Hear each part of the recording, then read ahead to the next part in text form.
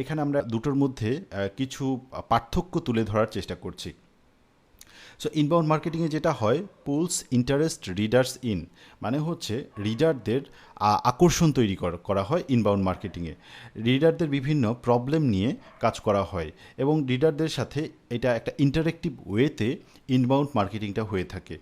Inbound মার্কেটিংয়ে অডিয়েন্সরা কোনো একটা সময় দেখা যায় ওই ব্র্যান্ডের লিডে পরিণত হয়। এবং ইনবাউন্ড মার্কেটিংয়ের যদি কিছু এক্সাম্পলের কথা বলি, তাহলে এটা হতে পারে ওয়েবসাইট, ব্লগস, ইবুক, তারপরে হচ্ছে ইমেল, সার্ভ, সোশ্যাল মিডিয়াতে যে অ্যাক্টিভিটিগুলো হয়ে থাকে এগুলো বেশিরভাগই হচ্ছে ইনবাউন্ড মার্কেটিংয়ের এক্সাম্পল। অপরদিকে আউটবাউন্ড মার্কেটিং হতে পারে কি, কোনো একটা প্রোডাক্টের সেল করার জন্য আপনি যে বিজ্ঞাপন দিচ্ছেন সেটা হচ্ছে একটা আউটবাউন্ড মার্কেটিংয়ের এক্সাম্পল। আউটবাউন্ড মার্কেটিংটা হচ্ছে ওয়ান ওয়ে কমিউনিকেশন। এখানে কিন্তু ইন্টারাকশনটা বা হচ্ছে লাইভ যে দুইটা পক্ষ একসাথে কিন্তু একজন আরেকজনের সাথে কমিউনিকেট করার সুযোগ হয় না, এটা ওয়ান ওয়ে কমিউনিকেশন।